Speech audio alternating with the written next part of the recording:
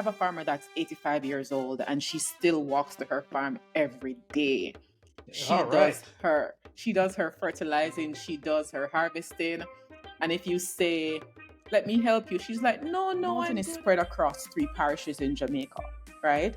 Okay. St. Andrew, Portland, and St. Thomas. Each of these areas have different regions within these areas with different microclimates. That training with about 15 women. And it brought out a light to the situation because we realized that not many women knew the economics of coffee. Like, why do you continue in the industry? A large percentage of the farmers said that they're bringing on family tradition because they were born into coffee. Welcome to the Caribbean Coffee Collective podcast, where we tell the stories of the people and places in the Caribbean. Today, I'm honored to bring the influential and transformative leader in coffee, and most importantly, in women's lives, Marshalee Valentine, who's the president and co-founder of the Jamaica Women in Coffee Alliance. Hi, Marshalee. Hi, how are you doing, Aaron? Very well. I'm so happy that we get to have this conversation to talk about all the wonderful things that you are doing for women in the coffee industry in Jamaica. Thank you for having me. I'm looking forward to the conversation today. Yes. So, Marshalee, how about we just paint a picture of what your organization is all about? Okay, so our organization is the International Women's Coffee Alliance Jamaica, and we are the local chapter of a global organization, IWCA Global. That's the International Women's Coffee Alliance. We have rebranded our organization, Jamaican Women in Coffee, and we were founded in 2018 by a group of very concerned women in the coffee industry who saw the inequities that existed in the industry and wanted to make a change. So we went ahead and we created this organization where we decided that we will develop some impact programs to change or to address the challenges that we saw, which we'll go through in a bit. We have an overall mission of connecting women in the coffee industry and recognizing their contributions to the industry and to empower them to lead a sustainable and equitable future. So we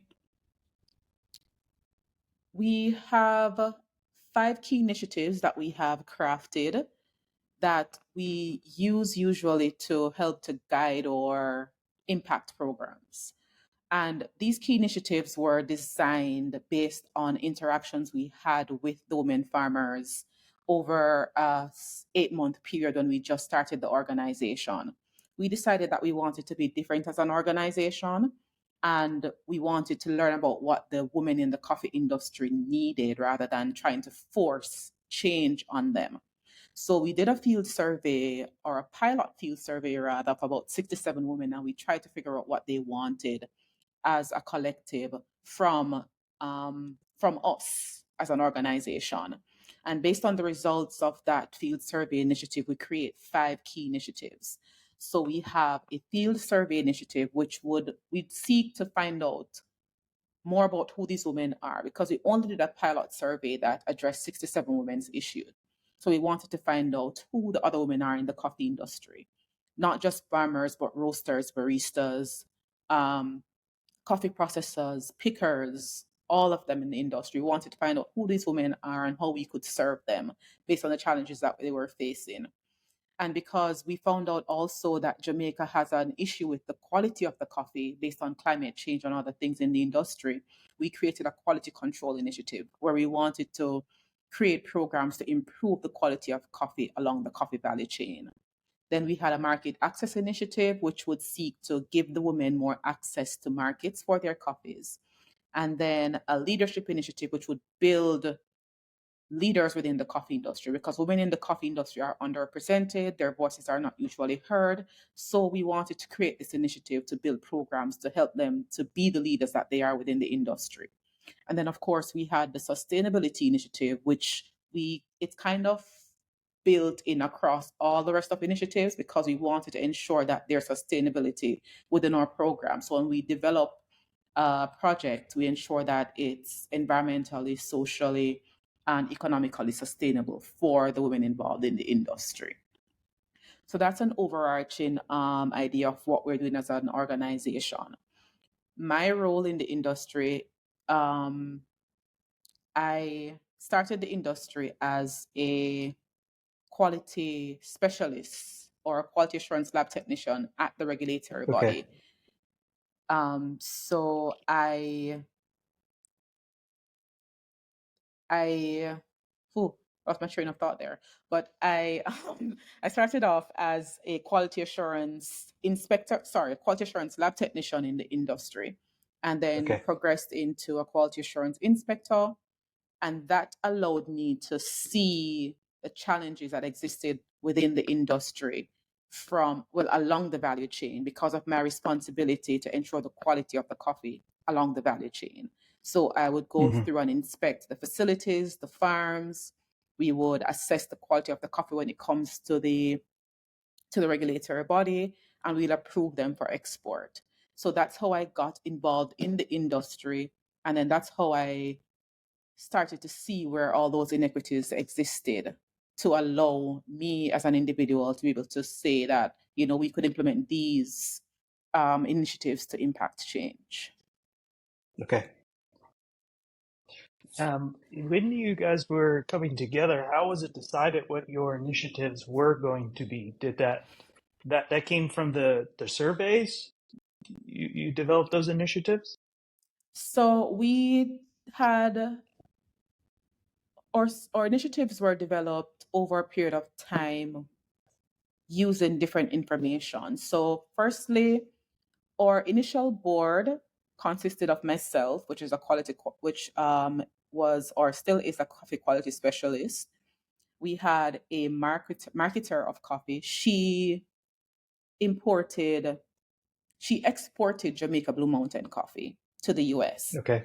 And she had challenges with the quality of the coffee that was being delivered to her clients in the US, where at one point she almost got sued for delivering a subpar quality coffee.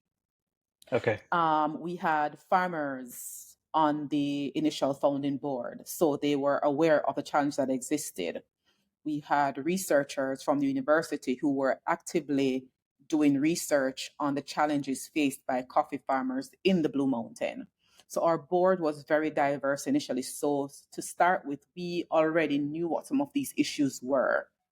Okay. However, we just didn't want to take an approach whereby we have a top down approach to solving the issues, right? Right. We Right. wanted to ensure that, yes, we know that these issues existed, but they're in how the Blue Mountain is spread across three parishes in Jamaica, right? Okay. St. Andrew, Portland, and St. Thomas. Each of Okay. these areas have different regions within these areas with different microclimates.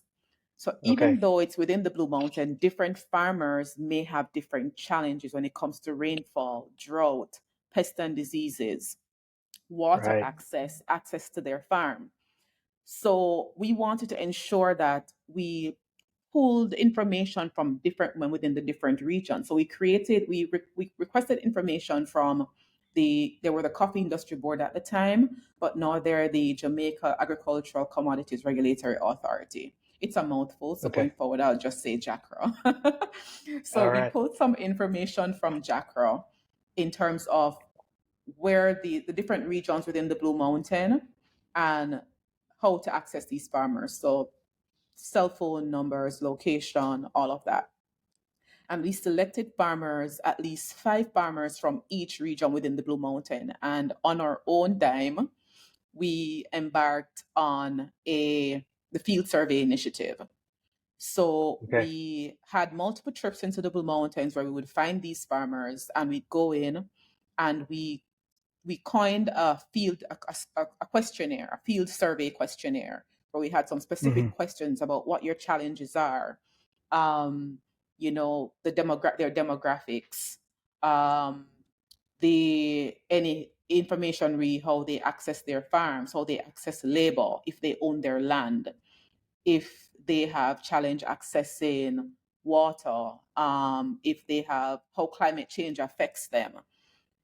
So we asked them different questions related to the challenges that we think that they had. And we found that different women within the different regions did have different challenges. So we use that information from that pilot survey along with information that we have as a collective, and then researching and getting information from JACRA and some other industry players.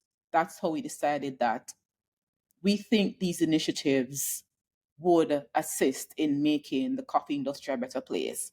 And we decided to start with farmers because that's where, I mean, the farmers are where it starts, right? Right. That's the So whole, that's that supports the whole system. The base is there, right? exactly. Yeah. So we decided that we'll just create our impact programs to address some of the challenges that they faced initially. So that's how we Hmm. created those initiatives. It Yeah. was a bit of a challenge because we didn't get our first round of funding until 2020,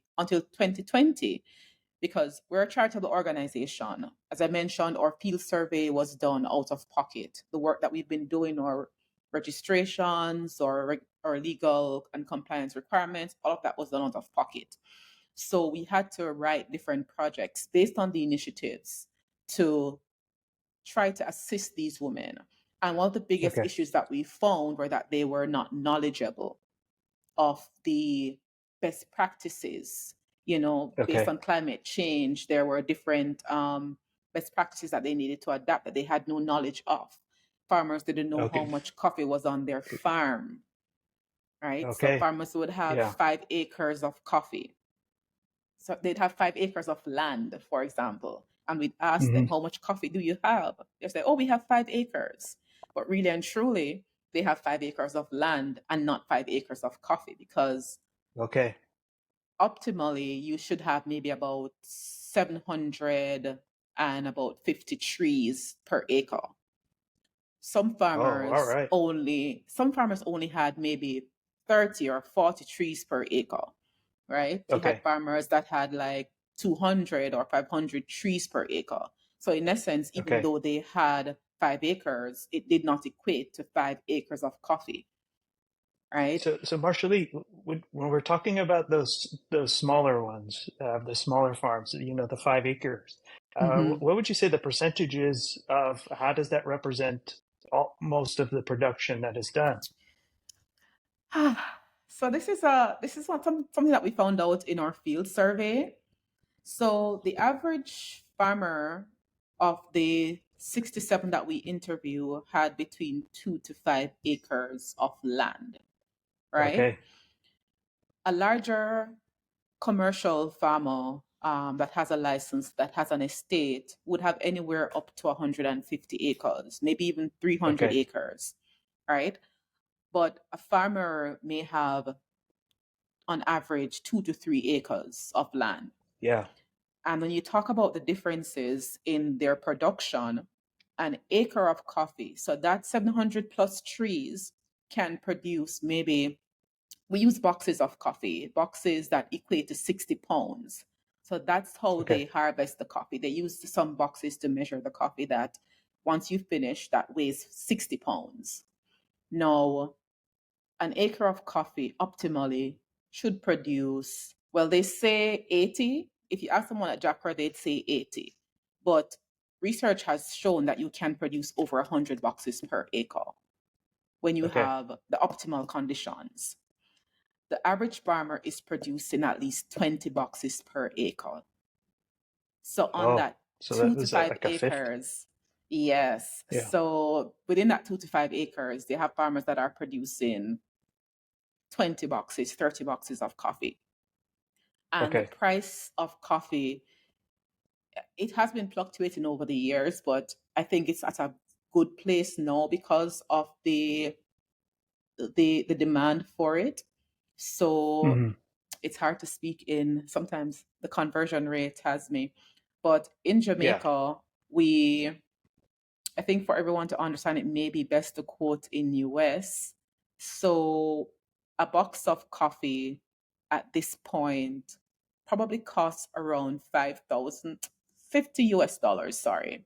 Well, 50 Okay. US dollars. There was a point in time when it would cost like 15 or 20 US dollars, right? And Okay. that was low because if a farmer is producing 20 boxes per acre and they're taking care of their farm, not as uh, not as so I mentioned earlier that they may have 3 acres, but it's not 3 acres of coffee. When they take care Right. of the farm, they didn't have the knowledge that they don't need to buy the amount of fertilizer for 3 acres of coffee based on the amount of trees that Right. they Right. have. So Yeah. they try to buy inputs for the entire 3 acres of coffee. So they'd end up losing. Mm. So when compared to the larger processors who are harvesting anywhere from up to 2,000 to 5,000 boxes, for example, the small farmer Hmm. does not get the return that they do. Yeah. The difference also is a smaller farmer sells to the larger processors. So in Jamaica, there are only about 20 plus licensed coffee processors. And what that Okay. means is they have the license from JACRA to process their own coffees to the point where they can either export green beans or roasted coffee. Okay. For you to be able to get that license, you need to be producing at least 6,000 boxes of coffee. Okay. And based on the numbers, the farmers are not producing that. So they're unable Yeah. to get the licenses. Yeah. To clarify, when we're talking about a box, are we talking about the whole fruit berry, or are we talking about Yeah, the whole after fruit. it? The whole Okay. fruit. So the farmers Yeah. sell the whole fruit. So there is a process whereby they conduct a floating activity, right? And Hmm. the floating, you dump that 60 pounds. So what's supposed to happen is before the coffee leaves the farm, the farmer is supposed to float the coffee because Okay. ideally the processor does not want the floats included in their lot because they'd have to Hmm. pay an extra amount for that, which they don't want. But most Right. farmers don't do that. So what they do, they have coffee collection depots. So each farmer will bring their coffee to a central point Mm. and they'll sell it to the different processors at these collection points. And before the processor gives them a voucher with the amount of coffee they're supposed to get paid for, they float it and they remove the floats. Okay.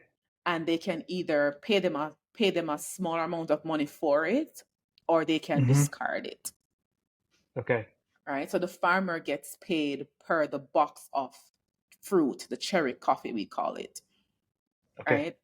And then that is transferred to the processing facility where it gets pulped, washed, and dried, and the whole process.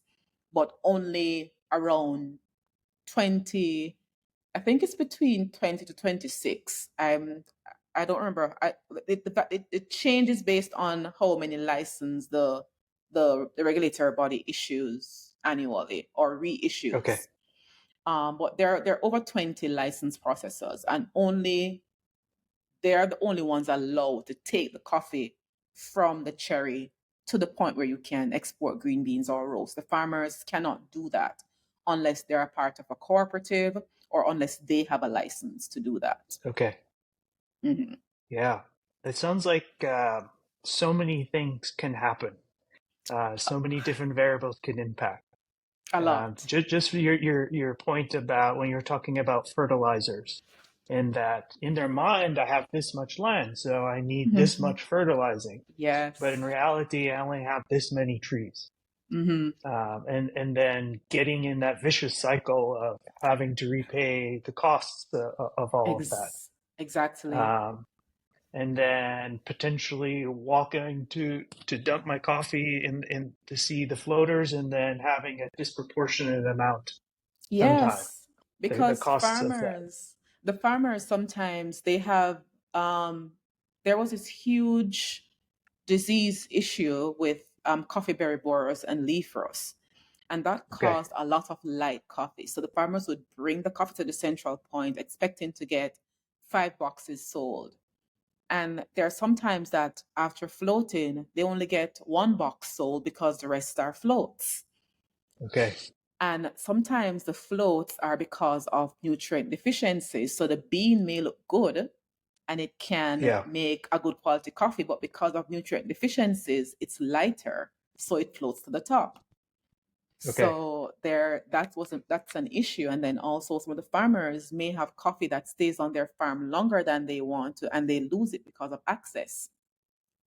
We had a Yeah. farmer who had a landslide between their farm and the main road, and her husband literally had to bring the bags of coffee on their backs from their farms to the collection point because there was no road because Oh, of a wow. landslide. And many farmers in Jamaica do that.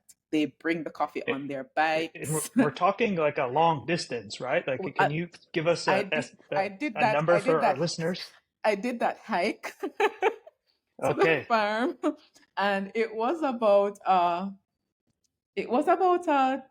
3 kilometer walk. Okay. It was about a And three this is not kilometer flat walk. ground, though, It's we're not talking either, flat. right? Like, we're talking some There serious terrain. are so just for context, I visited a farmer at one point, and I went to his farm because that's how we build relationships. We walk with them, we talk with them, we Right. allow them to trust us because, as you mentioned earlier, trust is a big issue, right? So this farmer, was a male farmer at the time. He did not like anyone from the regulatory body. And he's like, you come here in your nice, pretty blue car and think you know what we're going through. And you don't know Mm. because you're in an office all day. And I'm like, just I understand, but give me some time Yeah. to show you that I really care about what's going on. And we built a relationship whereby I was walking with him to his farm. So he invited me to one of his farms one day that was on a slope, a 30-degree slope. And I could not stand up straight walking up that hill. Yeah. Yeah. And I was literally crawling. And on the way down, I told him that I am not walking down that hill. He's like, and he had a bag of coffee on his head taken down, along with a bunch of bananas he just harvested. And he was like, oh, no worries, I'll bring you on my back. I said, I'm not going on your back. And he's like, no, man, you're good, Yeah. just come. But he was doing it just fine.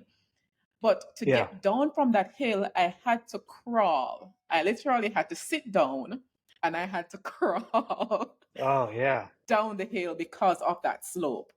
And there are times when you're climbing up some of those hills and you literally cannot stand straight. And we went with a group 2 years ago, and about two of the participants in that group had bruises on their knees after Mm. finishing the hike to the farm. But the farmers are used to it, right? But it's Yeah. still not safe. It is not safe, especially for the female farmers who do it. I have a farmer that's 85 years old and she still walks to her farm every day. All right. She does her fertilizing, she does her harvesting. And if you say, let me help you, she's like, no, no, I'm good, I'm good. I'm like, let me help you walk up this hill. And she's Yeah. very stubborn and independent. She's like, no, no, Hmm. no, I can do it by myself because she does it by herself because she's forced to. Yeah. Yeah. So the terrain is also terrible, the distance is terrible, access to water is also um there as one of these issues. So some of these Okay. farmers have to walk for what. So coffee needs water at particular periods of development. Some of these farmers don't get optimal production because they don't have access to water when they need it. Okay. Some of them, they rely on rainfall only. Luckily, they're in the Blue Mountains, which gets kind of a bit humid at times, and there's bouts of rainfall. But when there's drought, they have a serious problem because they have no access to water. Hmm. Yeah. So if we can go back and talk a little bit about what the life is like for a woman farmer in Jamaica, and let's touch on that for a little bit. Um, Sure. I like the idea of we can frame it from the handful of acres, or we can go as large, but Yeah.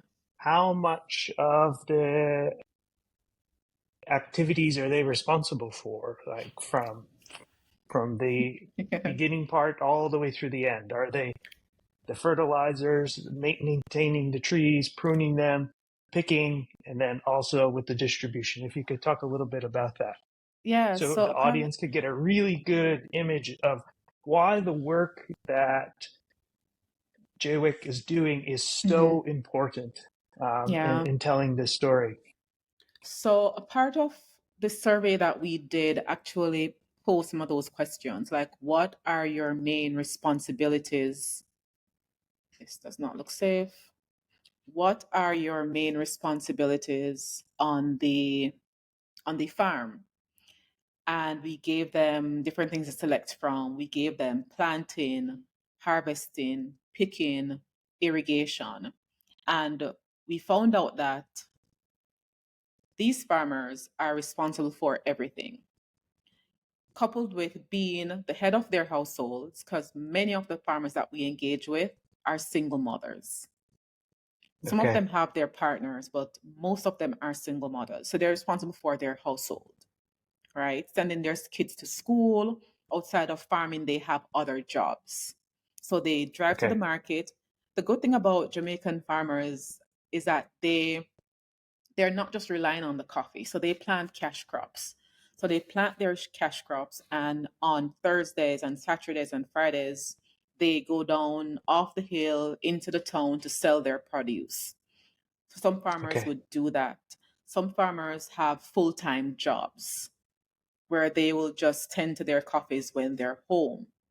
They're responsible for hiring labor for their farms, right?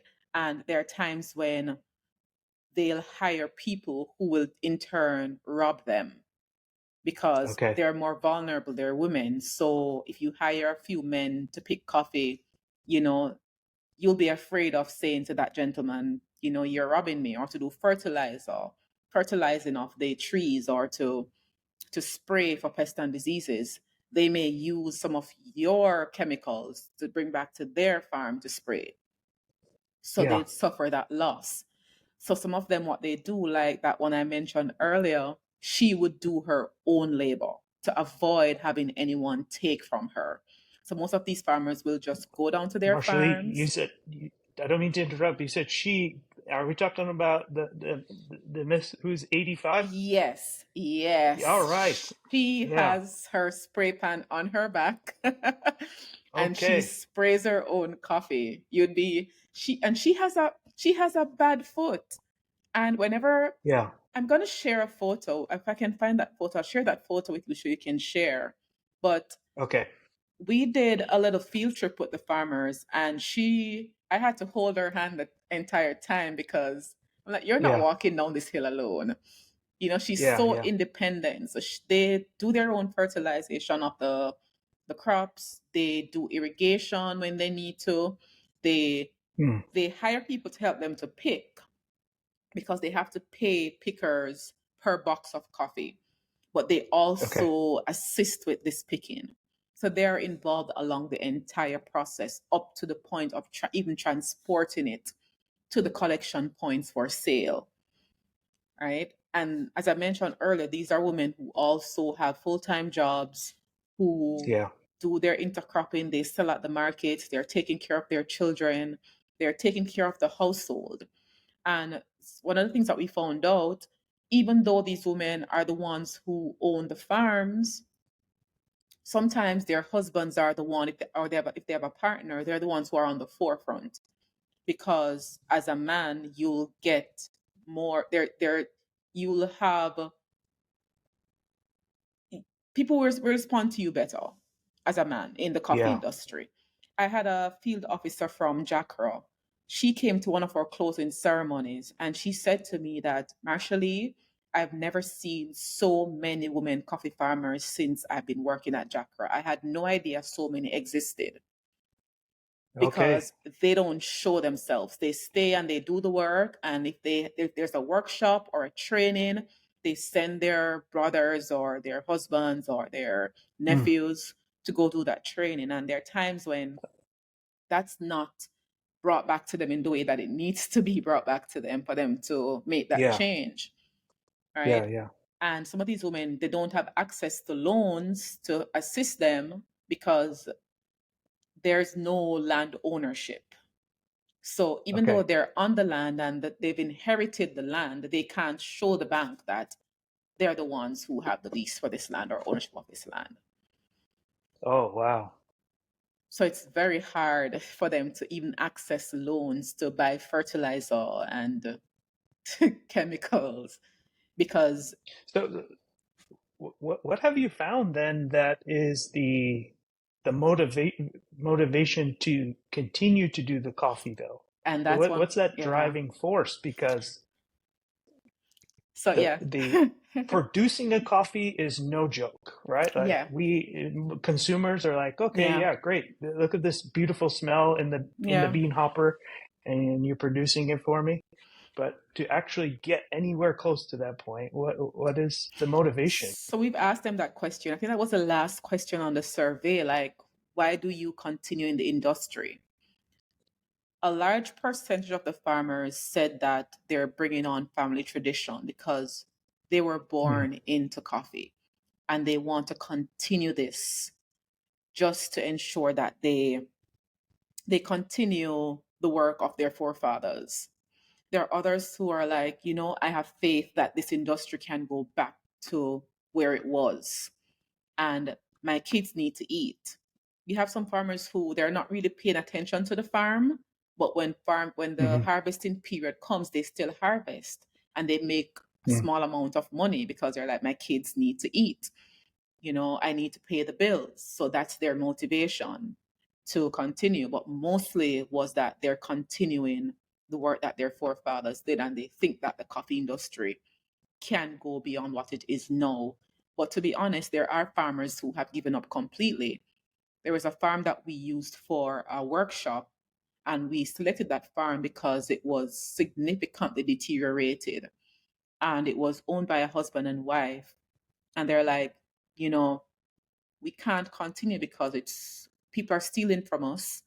It costs us too much for fertilizer and the chemicals to spray. It doesn't make economic sense for us to do this. But once we finished with that workshop, they were like, let's try this again. Let's use the methods that you've taught us to see how best we can improve. But there, mm. there are farmers who have given up completely, like cut down their trees and are planting just bananas or plantains or cash Okay. crops. Yeah. Wow. That is so powerful and an important part of the story.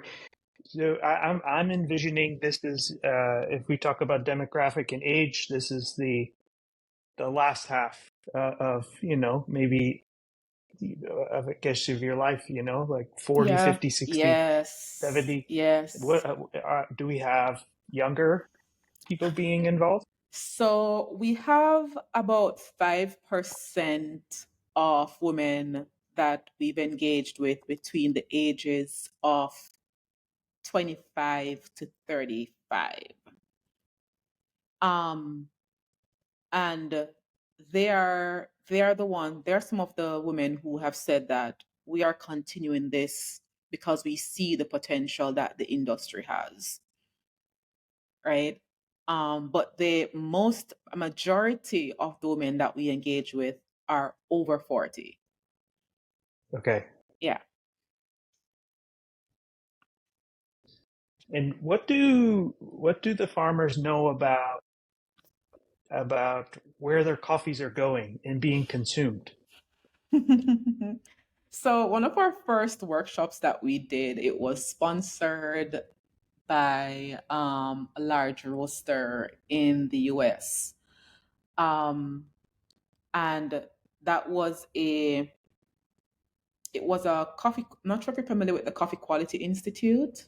They deliver the trainings and like they offer the Q grader certification. So they Okay. have a Q processing essential training whereby they introduce participants to coffee processing and a bit about the economics of coffee. And while we did that training with about 15 women, and it brought out a light to the situation because we realized that not many women knew the economics of coffee. Some of them know what happens during the processing because some of them also work at the processing facilities. So they knew Okay. what happened. But as it relates to the global economics of coffee, most farmers are unaware of what happens with the coffee once it leaves their farm. So Okay. once they get their money for that coffee, that's it for them. All right. Yes. What would you say is the reaction of one of these women when you tell them, "Hey, do you know the coffee that you grew is being brewed in this wonderful shop or in They're, this?" Uh, so I understand a lot of the coffee is exported out to maybe mm-hmm, Japan, and then I think I discovered part of your organization through Filter Stories Coffee, and they did like a history about Jamaican blue coffee, and they were in one of the fancy malls in England mm-hmm. consuming it. When you tell them these stories, So, what is their reaction? so two things there. Firstly, many of these women have no idea what their own coffee tastes like. They have Oh no no. idea, none, because they can't afford to buy their own coffee. Some farmers would go ahead and do we have an old fashioned way to roast coffee on the fire pit and use a mortar and pestle to crush it. So some farmers will do Okay. that, but they don't get the same quality that you'd get from a roaster, right? Right. So most farmers have never tasted their coffee. So when you tell a farmer that their coffee is in this store in Japan or the UK or the US and people are enjoying it, some of them respond like, I'm not getting any money for it, so why should I care? Okay. you Yeah. know? Yeah. And the reality of it is you cannot pinpoint to say this farmer's coffee is here Yeah. because Of course. because when the processors buy the coffee, they homogenize it. Mm. So everything is just mixed up. Yeah. And you have no idea what is in what batch. So it's very Yeah. hard to say, your coffee tastes this That's way. true. Yeah. All right. You have a few farmers, a very good friend of mine, Maybelline Watson. She has her own roasted coffee. She's part of a cooperative. So she's able to export her green beans and her roasted coffee. So you can say to her that, your coffee's here because she roasts her own coffee. She has a single estate coffee, Okay. but she has a larger farm. She has 15 acres. Yeah. All Yeah. right. But for the smaller farmers, everything just gets mixed up. But their response to that is basically just that they're not getting any money from that. So it's neither That makes here nor sense. there. Yeah. Yeah, that definitely makes sense. And I think that falls upon the rest of us in the industry to help reshape some of those narratives, to Yeah. create a sense of pride and value Mm-hmm. as part of the I don't know, part of the value of the bean, right? Mm-hmm. That we Mm-hmm. make those connections and allow farmers to know. Yes. Because, like we said earlier, the system only exists because of them and their Yes. work. Definitely. And for them to know where their product eventually ends up is important. And then, whether the consumer is interested in knowing that, but Mm-hmm. we as a roaster or Mm-hmm. selling it Yeah. need to know these things. Yeah. Like that, you can't just ignore the fact Mm-hmm. that this 85-year-old woman who is keeping on will work way harder than Yes. any of us, uh, that she gets that respect in some way or another. Yeah. I Um, mean, one of the things that we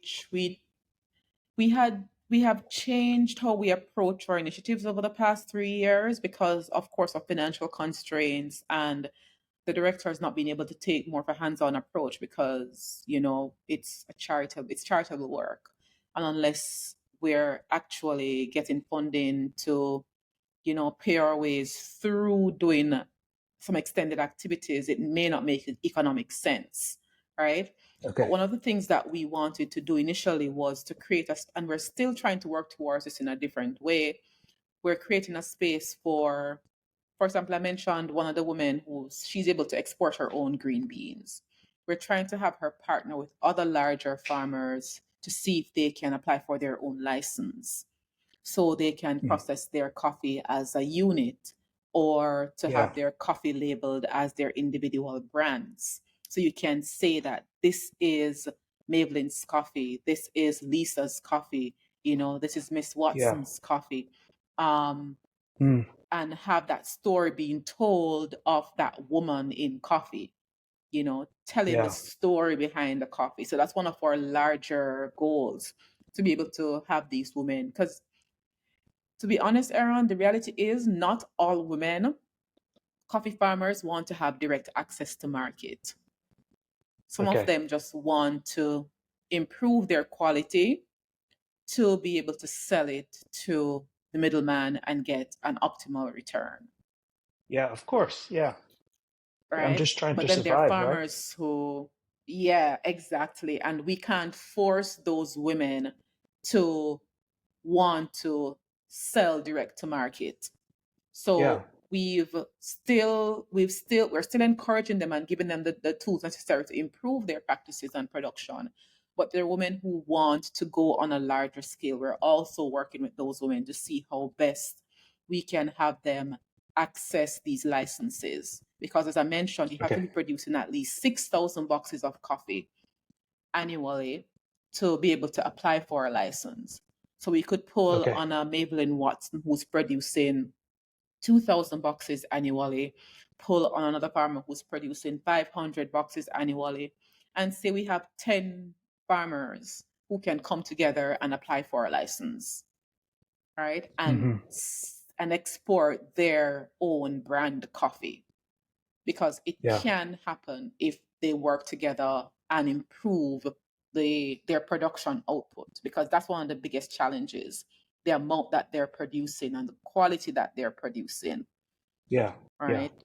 And that's what our initiatives are doing currently. We're trying to conduct these workshops to allow them to produce good quality coffee, implement best practices in their harvesting methods, their fertilizer methods, their soil maintenance, their planting practices. So we are teaching them these things, climate smart practices. We are also teaching them organic methods to use to reduce the amount of money that they spend on fertilizer and chemicals. And Yeah. interestingly, one of our farmers, the one that has to bring the coffee across that landslide, she took part in our first round of workshops that we did, and her production has increased by over 30% since Oh, she wow. took part in that workshop. And we have a farmer who has 1 acre and she's producing 120 boxes for that entire acre, which is why Okay. I'm saying that I know that 1 acre can produce over 100 boxes. Yeah. Right. So the farmers are implementing these practices and they're increasing their production. And Yeah. it's just by us paying attention to them and giving them the Mm. knowledge necessary to improve their Yeah. practices. Yeah. Oh, wow. That is such a fantastic story It and is. case study of the power of information and then Yes. well, first of all, taking their voices, hearing what they have to say, Mm-hmm. and then creating some solutions that are Mm-hmm. going to Mm-hmm. help with what was voiced, and then supporting them and seeing the outcomes that can Yes. exist, Yes. and giving them a sense of, wow, I put in all of this time and effort and I was Mm-hmm. able to yield this. So we That currently have 3 documents. We have that field survey that we did and the outputs. And we have our okay. first, or the phase 1 of the first project. So this project that I keep referring to, we were funded twice by the Canada Fund for Local Initiatives to implement our project called Strengthening the Capacity of Women Coffee Farmers Through Training. So we did, as I mentioned, when we just started, different regions have different issues. So we wanted to implement the project in the different regions based on the challenges that those regions are facing. Okay. So we have 2 rounds completed already, phase 1 and phase 2.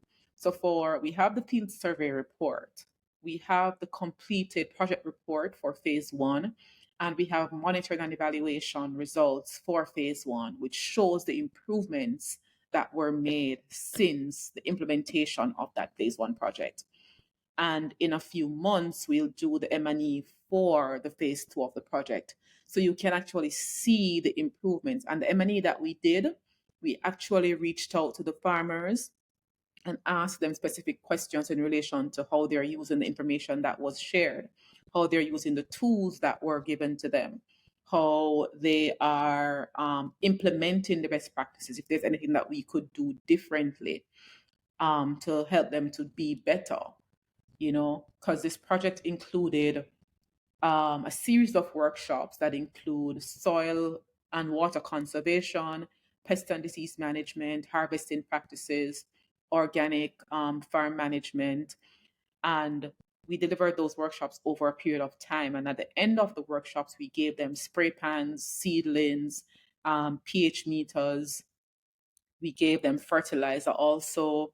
And I mentioned earlier that my day job, I'm a quality management specialist. So one of the things I did was I created, some of these farmers have no idea how much coffee they're producing and how much fertilizer or chemicals that they're using. So I created a record keeping book for them that would allow them to Okay. record the amount of acres they have under production, how much fertilizer they've used when they use the fertilizer, when they've harvested, how much they've harvested, and who they sold it to, and for how much.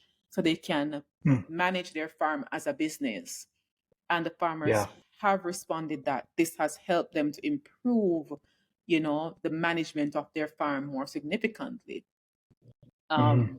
Because one of the challenges I mentioned earlier was that the farmers may be using the amount of fertilizer for 5 acres when they only need to use the amount for 2 acres. So in knowing that, they're now saving money on fertilizer and chemicals, and they've expressed that.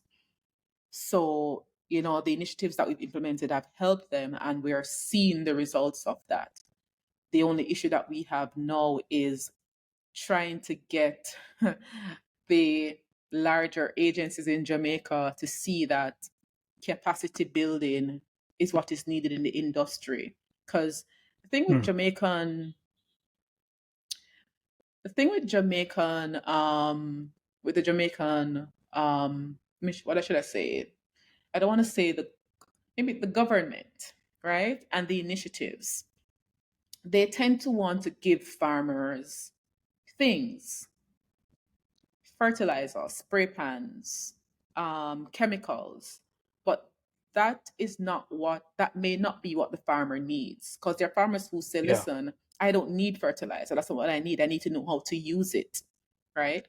So Yeah. we've been trying to convince a funding agency to remain unnamed for the past 3 years that we want to implement this project on a larger scale. To date, we've impacted about 55 farmers. We have 20% of the 4,000 plus farmers in Jamaica are women.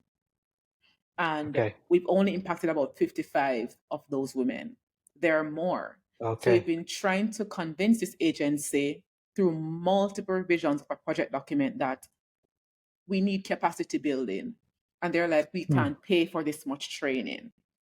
They want us to give the farmer things. They want us to write a project to give the farmers fertilizer and chemicals and spray pans and seedlings. But if the farmer has no idea how to use the fertilizer, how to apply the chemicals, how to plant the seedlings, what's been happening for the past 20 years is going to keep happening. The farmers are going to get the seedlings, they're going to plant them, they're going to throw the fertilizer all over the farm.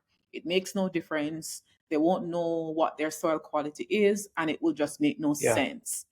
What you give them will Right. make no sense if they don't know how to use it.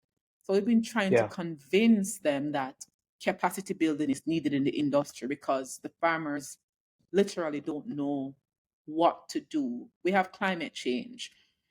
The way how their grandfather did it 50 years ago may not work anymore. And many of these farmers are using the the techniques that their forefathers used. They've adopted that to take care Hmm. of their farms. And things have changed, and they Yeah. have no idea how to adapt to these changes. And they need to know. And we've seen that once they learn what to do, they'll do it and they'll be Hmm. more efficient. The production will increase. We've seen production increase. We've seen the quality of the coffee improve. But they just want us to give the farm just to throw things on the farmers. Give them the fertilizer. Oh, farmers complain that fertilizer is expensive. Expensive. Yes, Hmm. it's expensive. However, if you give the farmer the knowledge that they need to improve their production, to Yeah. optimize their production, and to know how to use the fertilizer, the farmer will know that you only need 1 bag of fertilizer per acre, for argument's sake, and they won't go Yeah. and buy 3 bags of fertilizer that they don't need, right? Hmm. So, and then the farmer will know that, hey, even though I have 500 trees right here, not all 500 trees need fertilizer because of the different stage of development. Right. Right. So give them the tools needed to be more efficient in their practice and not just throw things on them. But it's a thing in Jamaica whereby people will take what you give them, but it doesn't mean that they'll use it efficiently. Yeah. Yeah. Hmm. So I'm starting to think about several different things here, right? Like, so if that's the case for just coffee farmers, I would imagine that could be scaled to other crops and Definitely, farmers doing that, right? definitely. So to to think of like a solution, so the solution based thing here, and what the opportunities are. Um, when you started providing those supports, how you talked about there's an increase in yield, right? So how long did that take? What was the time So period that time for that? period, so based on when she implemented the changes on her farm was at a stage where it was just about to flower. So she Okay. caught it at a very good time. All right. So the changes that we have mentioned, it happened over a 9-month period. Okay. So it takes time. And now she has told me again recently that her production this year looks even better than it did last year. Yeah. Yeah. So, which is how we wrapped up this other project in February, and we're waiting until early next year to do the monitoring and evaluation for that one to give us time Mm, to see that there are changes, if there are okay. changes within those farms. Mm. And this training is just coming through your organization, right? So luckily It- we've it- been so we've partnered with so on in the first stage of our in the first phase of the project, we partnered with so just to put it out there, we just started. We were not getting a lot of support from JACRA because it was a bit controversial in the beginning. We weren't getting the support Mhm. that we think we should have gotten as an organization trying to improve the quality of coffee and improve the coffee industry. But the controversy was, and I feel okay saying this now, the controversy was we're an organization mimicking the work of the regulatory agency. So things that the regulatory agency should be engaging in. But we appreciate that they also don't have all the resources needed to go into the nitty gritty that we probably can with funding, right? Right. So for the first round of the project, we got support from a fertilizer company. One of my past, I used to lecture at my old university. And one of my past students, he worked at a fertilizer company. And I pulled him in. I'm like, hey, I need you to do some trainings for me. So I Okay. pulled him in and he offered the training in, because I lectured him in environmental management. So I'm like, I need to do some training in soil conservation and water management and environmental management, and he agreed. Um, and then I also reached out to a past employee of JACRA who did train the workshops on pest and disease management and harvesting. And then I picked up also on some of the trainings. And then for phase two, we reached out to JACRA again and we were like, hey, we really need to partner with you all because it's going to look bad if we don't work together, right? Right. So we partnered with them and they offered us two of their field officers to conduct trainings, and they were very involved in that project. So we outsourced the workshop content to the industry experts. So, we said that industry experts come in. And then what we've also done, based on the last training that was done, we created a WhatsApp group. And the WhatsApp group Okay.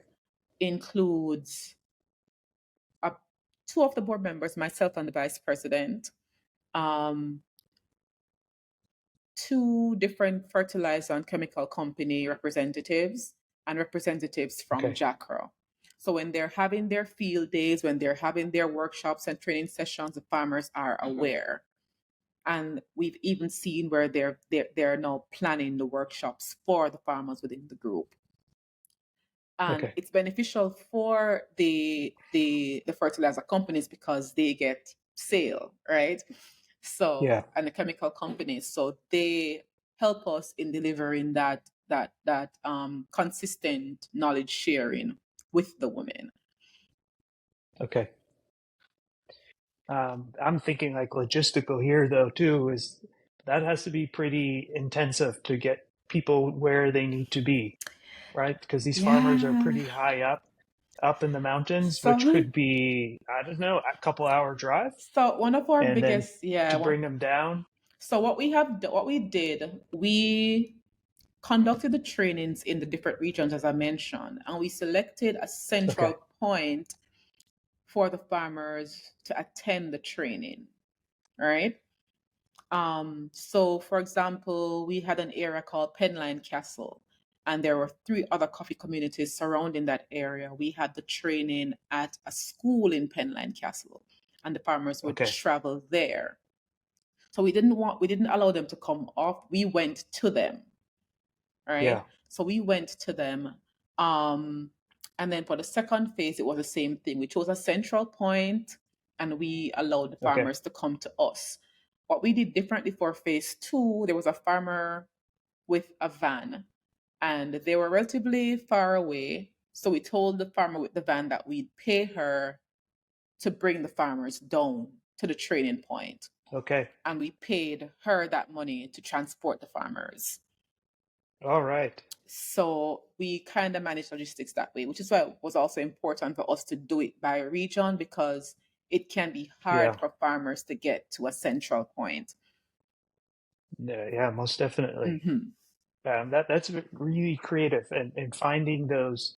Um, we just kind of naturally went into this next section that I call about our opportunities. Hmm. So I've been in the field of education for 18 years, Hmm. and um, words are important. And sometimes we'd say challenges and difficulties. Hmm. Oh, this is almost impossible. But I think of things as opportunities. Hmm. And how can we be creative in providing these resources to people? Or, hey, this is what exists right now. We might not be able to solve it right away, but we can Hmm. start chipping away to Hmm. make it in a better place Hmm. for the future. And being in that creative and having that funding to pay a farmer to drive, because, what people might not know is petrol in the Caribbean islands is super expensive. So Expensive. I imagine if I'm a farmer, I'm like, well, I don't know about that, Yes, yes. So you've had farmers say they're right? Because not you're paying, coming. Yeah. I mean, I could say for Grenada, right? You're paying nearly 16 EC for 1 gallon of petrol. So I'm like, I can't imagine what it Yeah. would be in these different areas. And so Hmm. But we could provide that, and Mm-hmm. coming up with key initiatives. But telling these stories to make the product increase in value is what we have to do. Definitely. So that money could come back and be a part of uh, uh, the legacy that wants to be carried on by so many. Definitely. I agree. I Um, agree. when we're thinking about those other opportunities, I know the one thing that you kind of mentioned was, and you've been mentioning some different things, and I think it's important about how climate change might be affecting Mm-hmm. um, farmers. Is there anything that you think is worth noting? I mean, for the Jamaican coffee farmers, the biggest thing that they've been having a challenge with is rainfall and us like creating innovative methods to ensure that they have irrigation throughout those periods. So we've encouraged farmers to try to, because we're not just trying to give, as I mentioned, we're not just trying to give the farmers things, we're trying to make it sustainable for them. So we've been encouraging them to come Right. together and build like a community tank, for example, community catchment, and even on their farms, building the water catchment systems that will allow them to have water when the critical time comes around. One of the one of the tools that we left the farmers with, we had a representative from the Farmer to Farmer program in the US come to deliver one of our trainings. And he built this composting method called the Johnson Sue method, whereby you use wood shavings and building this huge contractment, I call it, to break down wood shavings into organic matter to allow you to fertilize your farms when needed. So encouraging farmers to develop those innovative methods. So we did one demo for them, and we told them the tools needed, and we said, hey, go ahead and get these tools, put one on your farm, try to build water catchment, use the organic methods to try to combat the pest and disease, ensure that you employ good field sanitation practices to prevent pests and diseases from infesting your farm.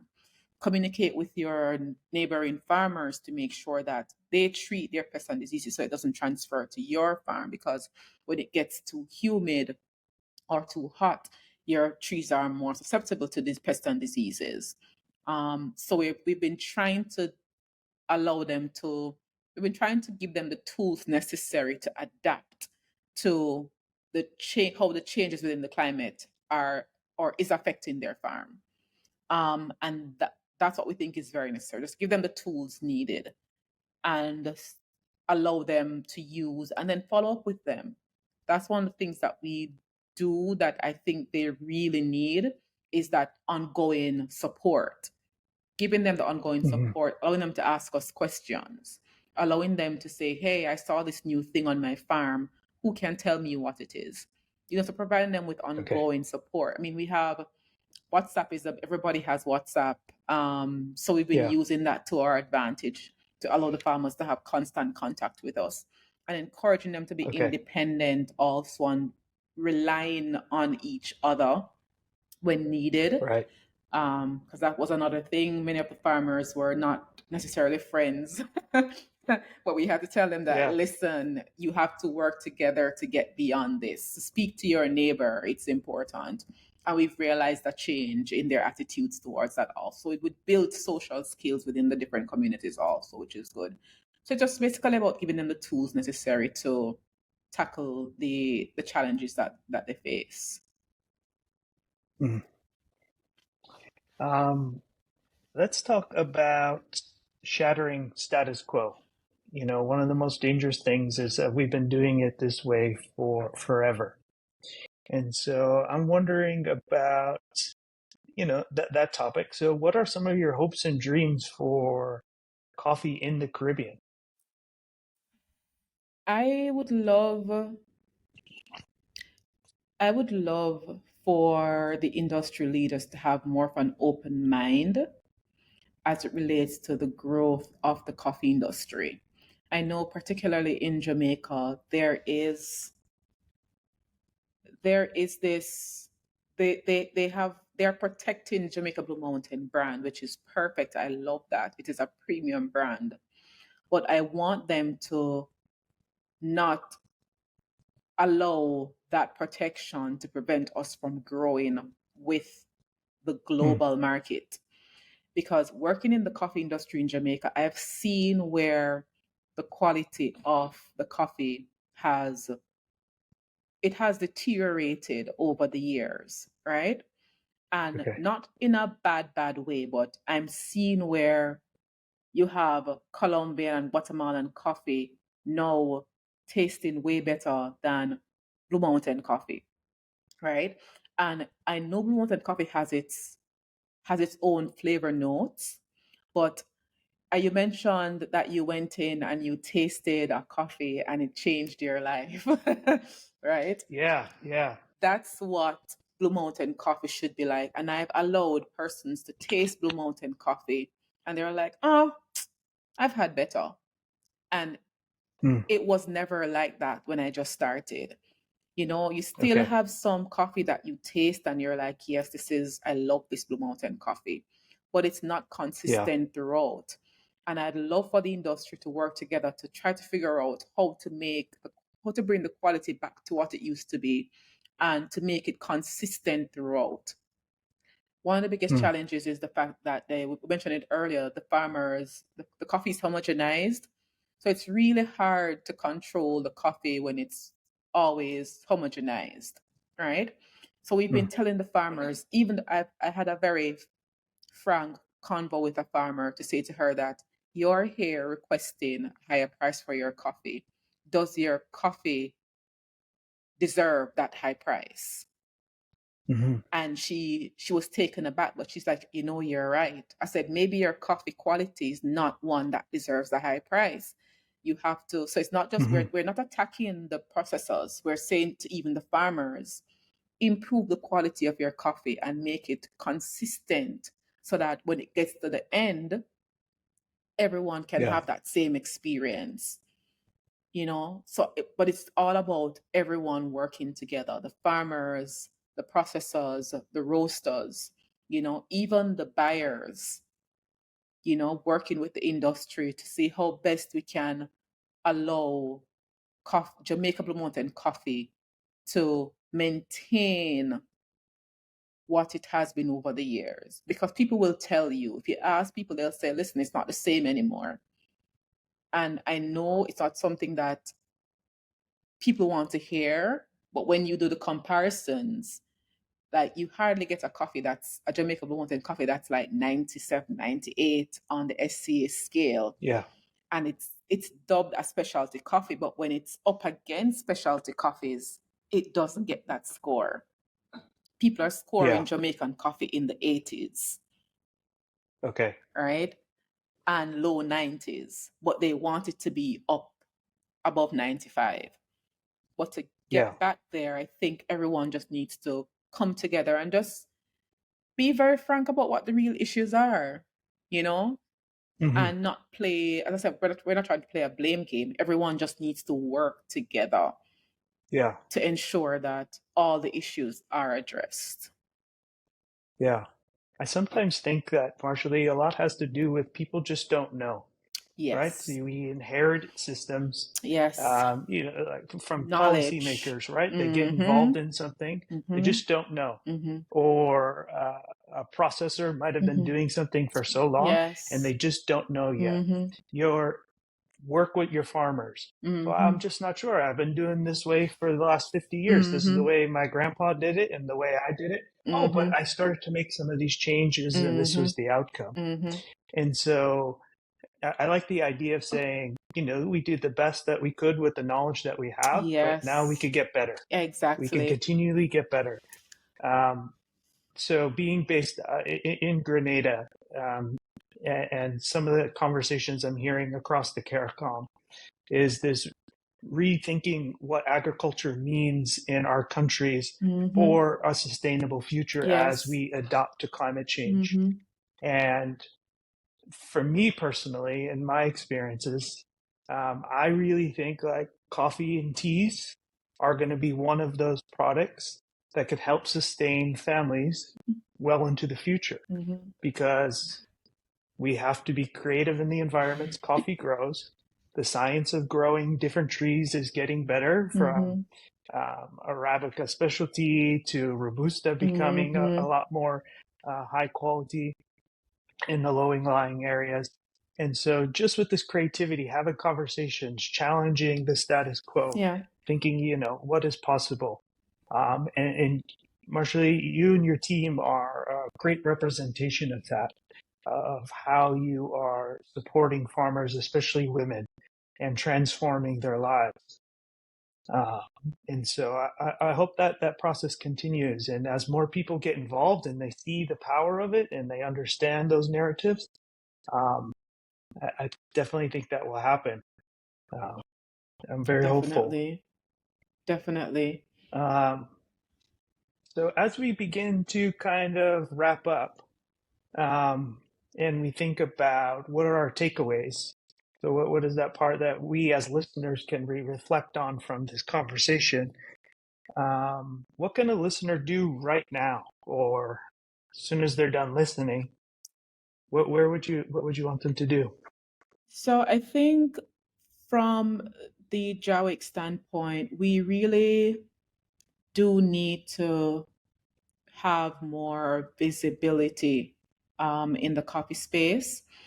I mentioned earlier that we're fully charitable organization, and we can only do as much as our funding allows us to, and we we want to encourage listeners to visit our website and to go to our and their website is jawic.org, jawic.org,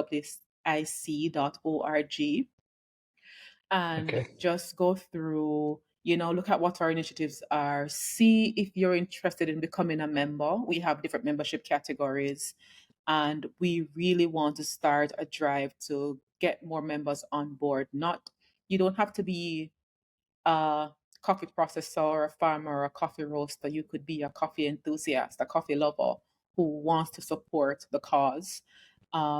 So you could go through, contact us, send us your information, tell us what your interests are and how you can help us to fulfill our initiatives based on what you've seen that our activities are. And we'll be happy to welcome any form of assistance that anyone is able to help us with. Excellent. Um, so definitely following your page.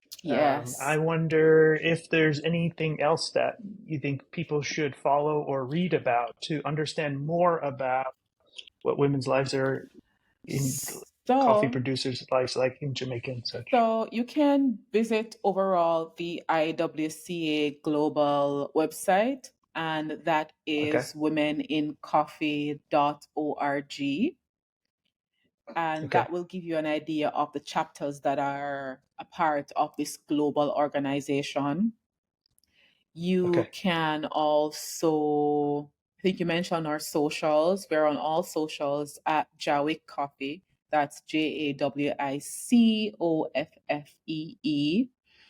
And you can, to understand a bit about the Jamaican coffee industry, you can also take a look at Jacra's website.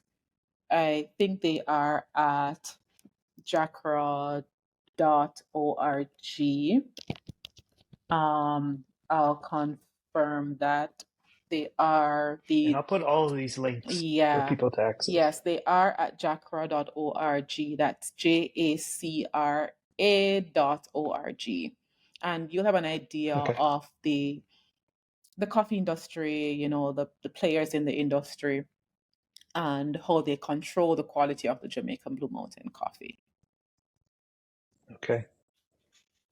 And how could people find you and follow your Yes, work? so I'm on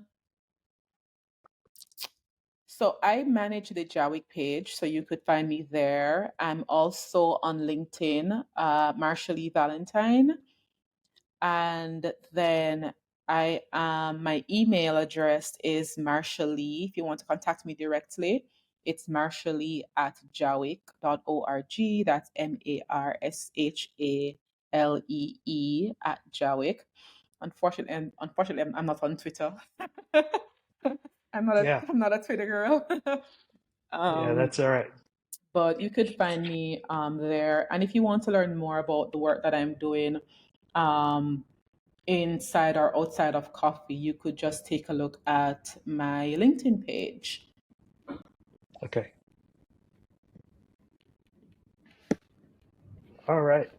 So thank you, Ms. Marshalee, and for your dedication to transforming so many people's lives in an industry that affects this is something more than 300 million people in the world are involved in getting coffee from the tree to someone's cup. And so thank you for the work. Thank you so And much. thank you to listeners for listening to the Caribbean Coffee Collective podcast, where our goal is to tell the stories of the coffee stories of the people and places in the Caribbean. So if you like this, please share it with your friends and reach out to Marshalee and the Jamaican Women in Coffee group. Thank you, Marshalee. Thank you, Aaron. Thanks for having me. All right. And everyone be brilliant. Thank you for listening, and we hope you've enjoyed this coffee story from the Caribbean. This episode, Valuing Jamaican Women Coffee Producers, was with Marshalee Valentine of Jamaican Women in Coffee. Details to connect with her and the organization are in the description below. Follow us on this coffee journey of the Caribbean coffee stories. Click that subscribe button to see more of the coffee stories of the Caribbean. Give it a thumbs up if you enjoyed, and engage with us in the comments. You can listen to this podcast on YouTube Podcasts, follow us on Instagram at Caribbean Coffee Collective, or LinkedIn at Caribbean Coffee Collective Podcasts. Thank you, and as always, be brilliant.